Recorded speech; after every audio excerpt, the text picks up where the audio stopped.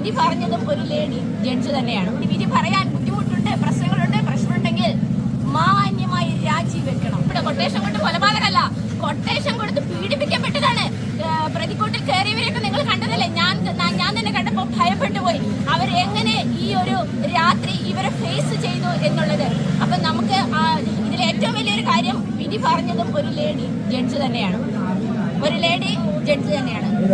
അതിജീവിതയ്ക്ക് വേണ്ടി വക്കാലത്തെടുത്തത് ഒരു ലേഡി, നീതിയുക്തമായി നിൽക്കുന്ന അഡ്വക്കേറ്റ് മിനി അഭിഭാഷക. അപ്പോൾ നമ്മൾ ഈ സ്ത്രീകൾക്ക് വേണ്ടി, പക്ഷെ നമ്മൾ തളരരുത്.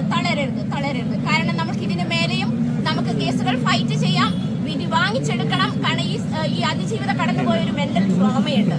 ആ ട്രോമ ആരും മനസ്സിലാക്കുന്നില്ല. അങ്ങനെ ഈ പീഡനങ്ങൾ അനുഭവിക്കുന്ന ഓരോ സ്ത്രീകളും കടന്നു പോകുന്ന മെന്റൽ ട്രോമയ്ക്ക് ഒരു ക്വസ്റ്റ്യൻ ആണ്. അവരെ ആര് സംരക്ഷിക്കപ്പെടും? ഇന്ന് അവർ കടന്നു പോകുന്ന മെന്റൽ ട്രോമ ഉണ്ടാവാം. അവർക്ക് വേണ്ടി, നീതിക്ക് വേണ്ടി വാദിച്ച അഭിഭാഷക കടന്നു പോകുന്ന ഒരു മെന്റൽ ട്രോമ ഉണ്ടാവാം. ഞാനും ഇതുപോലെ ഒരുപാട് കേസിൽ കടന്നു പോയിട്ടുള്ള ഒരാളാണ്. അതുകൊണ്ട് തന്നെ എനിക്കറിയാം, ഇങ്ങനെ ഒരു വിധി ഞാനൊരിക്കലും ഒരു അഭിഭാഷക എന്ന നിലയിൽ ഞാൻ ഒരിക്കലും പ്രതീക്ഷിച്ചില്ല. സ്ത്രീകൾക്ക് നീതി കിട്ടും. കാരണം അതിജീവിത വ്യക്തമായ തെളിവുകളുണ്ട്.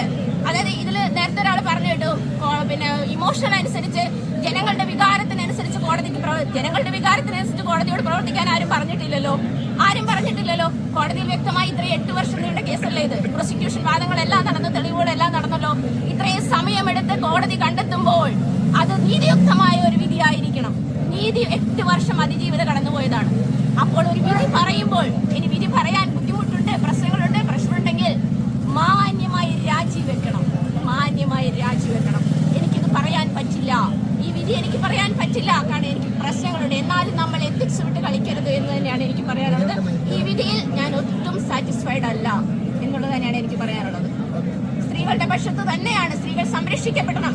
കാരണം ഇത്രയും ശക്തമായിട്ട് ആ ഫിലിം ഇൻഡസ്ട്രിയിൽ തന്നെ മാറ്റങ്ങൾ ഉണ്ടായതും ഇന്ന് അമ്മയുടെ തലപ്പത്തിരിക്കുന്ന വനിത പോലും ഇവർക്ക് വേണ്ടി സംസാരിച്ചിട്ടില്ല. ഇവർക്ക് ഈ ചാൻസ് വാങ്ങിച്ചു കൊടുത്തത് ഈ ലേഡി ആയിരുന്നു എന്നുള്ളത് നമ്മൾ മറക്കാൻ പാടില്ലാത്ത ഒരു സത്യമാണ്. അവർ ശബ്ദമുയർത്തിയപ്പോൾ, അതിനു മുന്നേ എന്താണ് പറഞ്ഞത്? ഇതിനു മുന്നേയും പല കൊട്ടേഷനും റേപ്പുകളും നടന്നിട്ടുണ്ട് എന്നുള്ളതാണ്.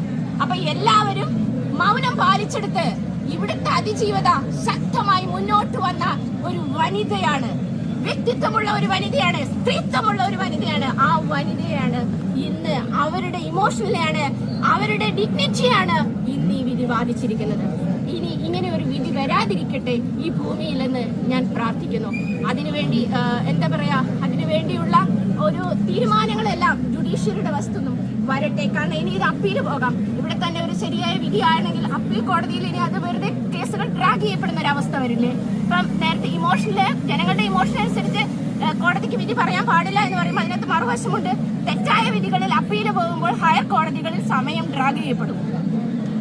ആ പ്രതിയാണെന്ന് കണ്ടുപിടിക്കുമ്പോൾ ആ പ്രതിയാണ് എന്ന് ഹൈക്കോടതി പോലെയുള്ള കോടതികൾ ശിക്ഷിക്കപ്പെടുമ്പോൾ അവിടെ കീഴ്ക്കോടതിയിൽ കളഞ്ഞ സമയവും അവിടെ ഉണ്ടായ അവർക്കുണ്ടായ മാനനഷ്ടവും ആര് സഹിക്കും?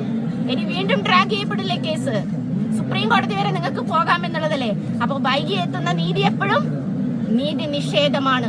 1000 കുറ്റവാളികൾ രക്ഷിക്കപ്പെട്ടാലും ഒരു നിരപരാധി ശിക്ഷിക്കപ്പെടാൻ പാടില്ല എന്നാണ് നമ്മുടെ നിയമത്തിന്റെ എത്തിക്സ്. അപ്പൊ അതുകൊണ്ട് നീതിയുക്തമായ വിധികൾ ഉണ്ടാകട്ടെ എന്ന് ഞാൻ പ്രാർത്ഥിക്കുന്നു.